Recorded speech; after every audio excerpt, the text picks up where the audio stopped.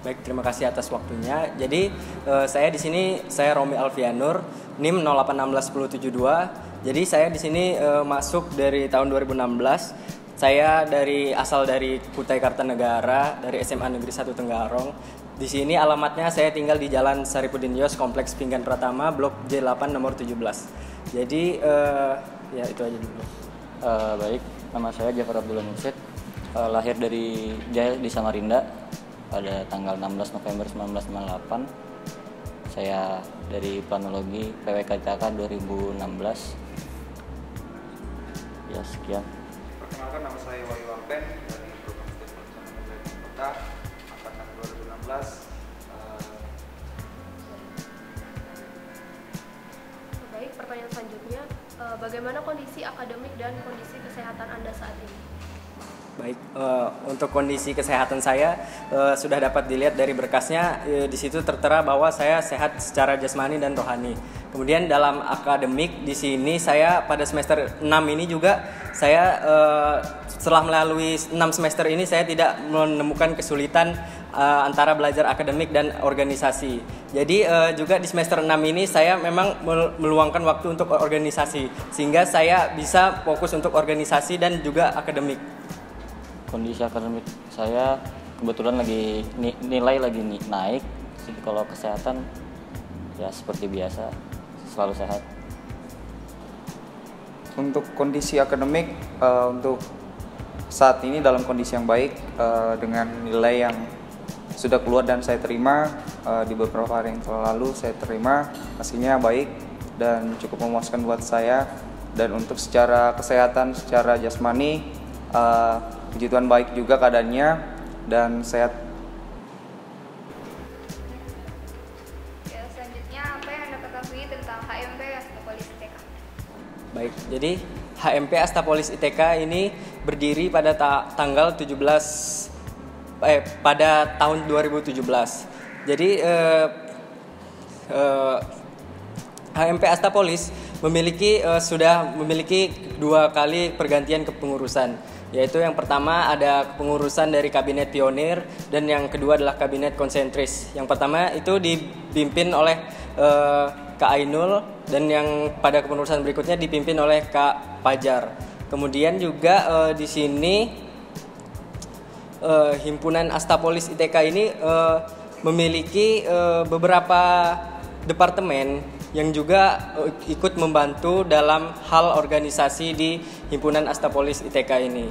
Salah satunya mungkin tiap tahunnya masih sama dari tahun pertama dan tahun kedua. Kemudian juga pada selanjutnya yaitu HMP Astapolis ini juga akan apa ya maksudnya? Jadi HMP Astapolis ini juga pertama itu pemilunya ditunjuk oleh secara langsung dibentuk. Kemudian juga selanjutnya juga memang di sini perkembangan HMP Astapolis ini cukup statis saya bilang. Karena memang orang-orangnya yang ditunjuk hanya itu saja dan juga mungkin programnya kepada Tendik juga TPK juga agak sulit sehingga juga dibutuhkan pembaruan yang lebih baik ke depannya. Jadi ini himpunan kan 2019 ini bakal jadi kepengurusan ketiga setelah pertama dari Kak Ainul, kedua Bang Jar, dan sekarang bakal jadi kepengurusan ketiga. Jadi himpunan ini masih banyak hal yang perlu diperbaiki, tapi sudah banyak juga hal yang bisa kita capai dalam waktu hanya 2 kepengurusan gitu yang saya ketahui. Baik, pertanyaan selanjutnya, apa yang Anda ketahui tentang DPM secara umum? Untuk DPM secara umum yang saya ketahui, yang memang dari saya selama kuliah di TK terkait dengan DPM ini, jujur memang saya belum ada ngelihat yang dari himpunan kita sendiri di PWK untuk kegiatan rutinnya atau kegiatan yang mereka laksanakan buat di himpunan kita. Tetapi yang saya lihat dari DPM pusat yang pernah saya lihat kegiatannya sendiri, di mana itu ada kegiatan yang memang untuk menjaring aspirasi dari seluruh mahasiswa yang ada di TK untuk kegiatan penyusunan yang mereka rencanakan buat untuk kegiatan program kerja dan sebagainya. Untuk di himpunan kita sendiri, jujur memang saya juga belum ada lihat, tetapi mungkin dari kegiatannya mereka yang saya ketahui mungkin sebagai pengawas buat kegiatan dari himpunan di prodi kita, dan kegiatannya memang mungkin sekedar monitoring di dalam kegiatan di perkuliahan, khususnya di program studi. Terima kasih. Oke, pertanyaan selanjutnya, menurut Anda seberapa penting peran DPMP HMP Astapolis?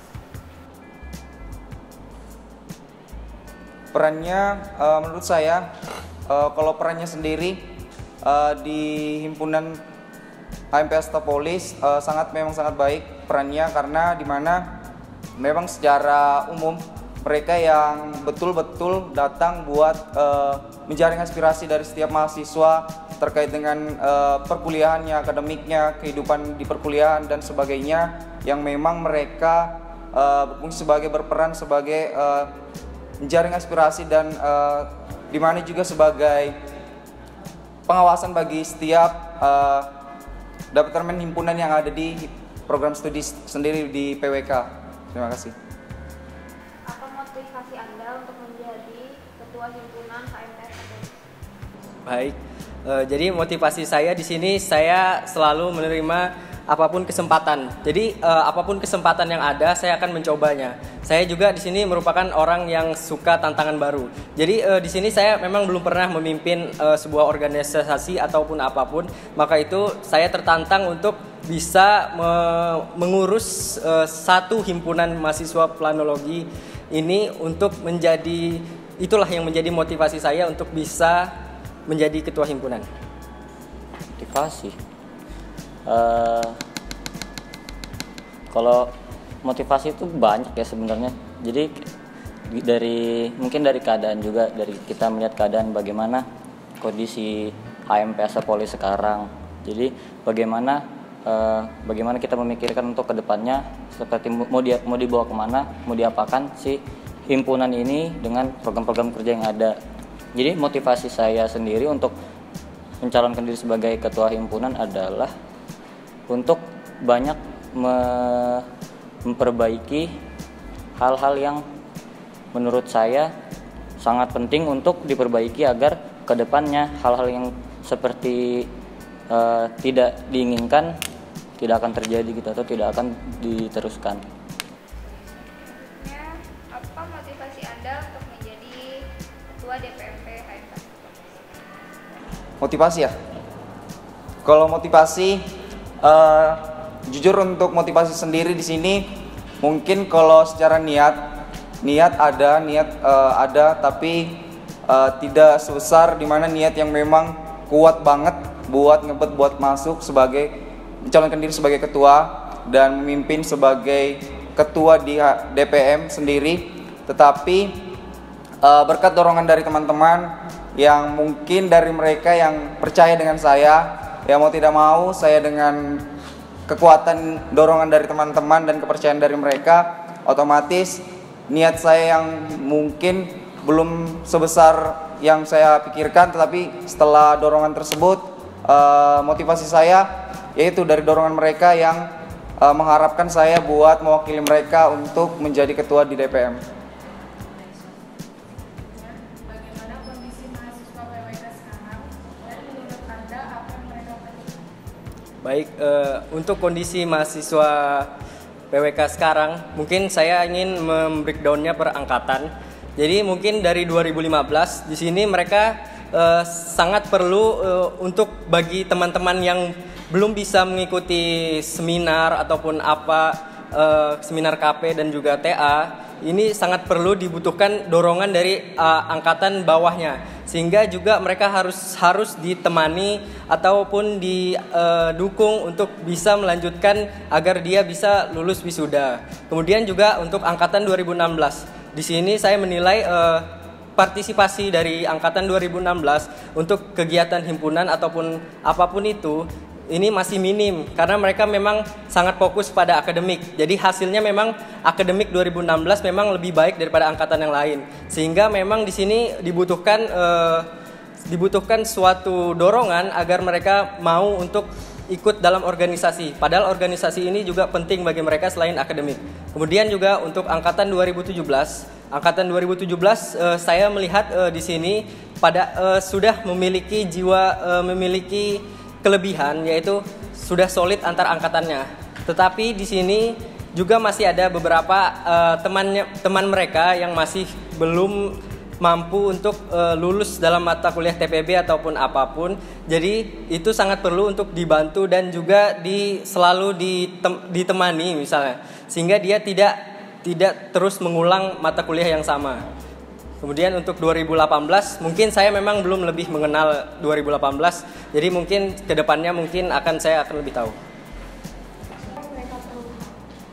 Kondisinya nih, kondisi dalam apa? Dalam maksudnya kondisi apanya?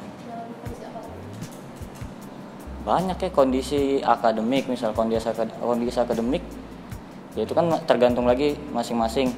Kalau secara rata kan tidak bisa kita ratakan untuk satu prodi disamaratakan kondisi akademiknya. Mungkin untuk kondisi organisasi sama kayak yang tadi saya bilang, ada banyak hal yang perlu diperbaiki dalam kondisi organisasi di PWK ITK ini sendiri. Baik, pertanyaan selanjutnya, apa kondisi urgent yang harus segera diperbaiki di HMP? Baik, kondisi urgent di sini saya meliputi dari kondisi internalnya. Di sini minimnya komunikasi dan koordinasi. Misalnya pun koordinasi dan perangkatan. Misalnya saja angkatan 2016 dan 2015 pada saat ada open talk ataupun apa, ini sangat minim berkoordinasinya. Ataupun 17 ke 16 ada acara apa juga sangat minim. Jadi yang sangat perlu diperbaiki yaitu adalah komunikasinya. Jadi apapun yang disampaikan minimal maupun 2017 maupun 2016 harus saling menghormati satu sama lain. Misalnya apabila 17 menyampaikan, 2016 harusnya menanggapi, bukan hanya di-read saja atau apa. Kemudian juga ada lagi di sini hal yang paling urgent adalah tempat berkumpul kita untuk bisa menyatu satu sama lain. Inilah yang menjadi salah satu masalah yang paling penting. Di mana juga kita sangat jarang sekali melaksanakan forum ataupun apa. Jadi di sini koordinasi dan komunikasi itu kurang per angkatan. Jadi memang tempat berkumpul sangat penting untuk menunjang keberlangsungan hubungan antar angkatan mahasiswa planologi agar lebih solid dan lebih baik ke depannya. Yang urgent itu yang kemarin kita sudah melakukan jaringan inspirasi. Jadi untuk yang selama ini kan program-program kerja di HMP Astapolis sendiri itu berdasarkan GBPK, sedangkan GBPK ini tidak ada dokumen yang mendasari, itu GBHK. Jadi yang paling urgent di sini adalah dibuatnya GBHK yang untuk mendasari semua program-program kerja HMP Astapolis, sehingga kalau misal kita mendapatkan penolakan untuk setiap salah satu atau setiap program kerja yang kita ingin lakukan dengan alasan tidak ada dasar, jadi itu hal yang untuk saat ini itu tidak bisa ditolak karena kita HMP Astapolis belum punya GBHK. Jadi setiap program yang kerja ini dasarnya masih belum ada, sama HDPSDM juga belum ada. Itu kan mendasari untuk kegiatan pengkaderan ataupun KPKM gitu.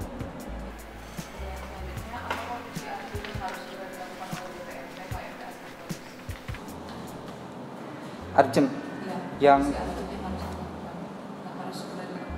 harus segera dilakukan untuk DPM nantinya, di mana yaitu ya karena yang saya lihat memang DPM yang tahun lalu itu belum ada yang istilahnya kegiatan yang mereka laksanakan di HMP sendiri, di himpunan itu sendiri, yang memang betul-betul mereka kerjakan atau kegiatannya ada gitu.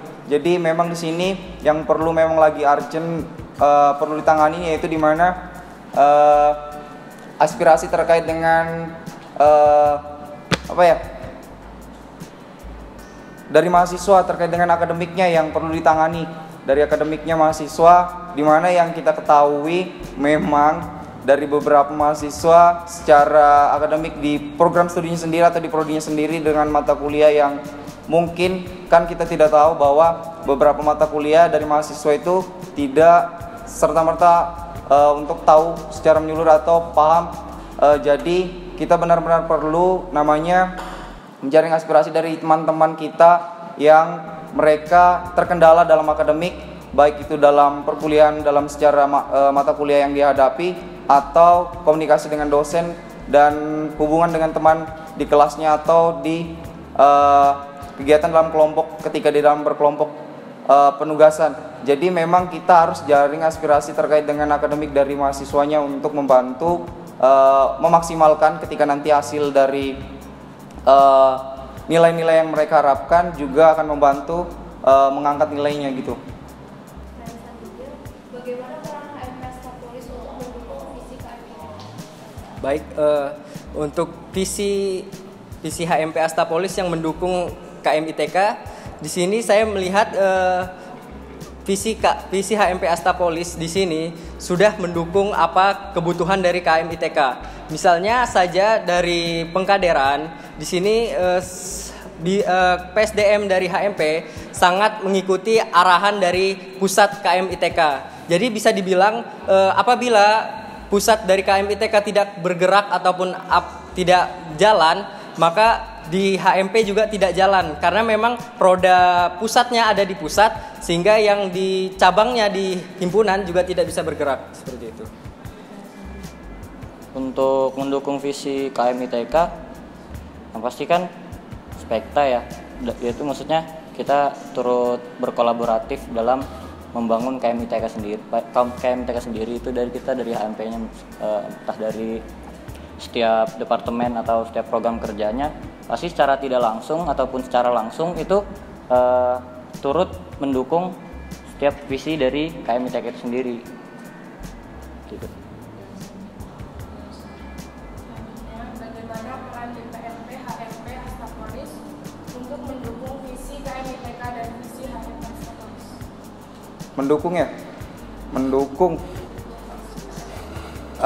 Terkait dengan mendukung visi dan misinya, yang pertama memang mungkin akan sama-sama mengkoordinasikan terkait dengan visi dan misi baik yang kita buat nantinya di DPM serta apa yang akan menjadi kerja dan kegiatannya akan disinkronkan dengan visi dan misi dari himpunan sendiri berkaitan dengan di mana nanti kegiatannya dan program kerjanya serta apa yang dibutuhkan akan dikoordinasikan seperti itu.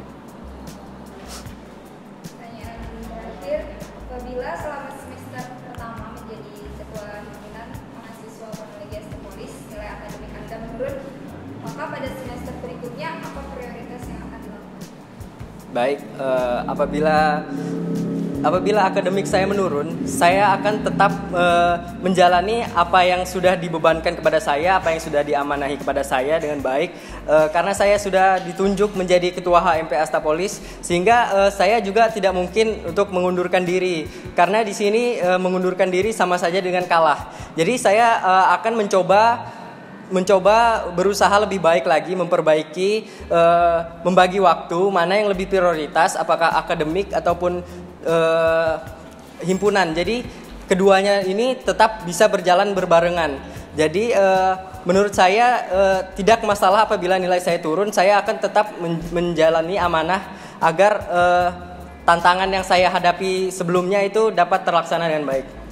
Kalau misal diterima sebagai ketua himpunan ya kan itu adalah salah satu tanggung jawab yang dimana kita akademik itu adalah tanggung jawab awal dari kita sebagai mahasiswa, saya sebagai mahasiswa, sedangkan sebagai KM ini adalah pilihan yang harus diambil dan kalau saya diberikan kesempatan dan semester pertama nilai turun itu berarti ada banyak hal yang perlu dievaluasi, entah dari sistem belajarnya atau pasti dari sistem manajemen waktunya, karena kalau yang sepengalaman saya selama berorganisasi nilai itu nggak bakal turun Jadi itu kembali ke individu masing-masing sih. Baik, pertanyaan selanjutnya.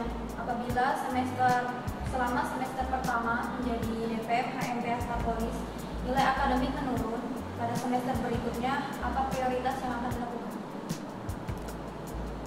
Ketika dimana nanti menurun ya, mungkin kemungkinan untuk itu akan menurun juga, saya juga mungkin tidak akan tahu nantinya seperti apa. Ya mungkin kalau ada kemungkinan seperti itu akan turun, apa tindakan yang saya lakukan? Ya yang pertama memang ya harus giat lagi, lebih giat, baik dalam akademiknya sendiri yang memang karena turun, mungkin pribadinya sendiri bukan karena kegiatannya, karena pribadinya yang memang perlu diperbaiki. Jadi memang memperbaiki diri dulu, seperti apa memang kendala dan masalahnya terkait dengan nilai yang menurun, dan diubah secara bertahap, akan diubah. Tetapi kemungkinan juga kita kan tidak tahu dalam keadaan mungkin menurun atau tidaknya. Saya sih memang berpikiran akan naik lah, dari yang semester sebelumnya diupayakan untuk akan naik. Kalau untuk menurun ya untuk penanganannya yaitu kendala apa yang saya hadapi, nanti saya akan bertahap perbaiki, dan tidak ada istilahnya dalam hal karena ini karena itu jadi saya jadikan alasan supaya ini selesai di sini gitu loh, selesai bahwa karena masalah ini dan kendala ini.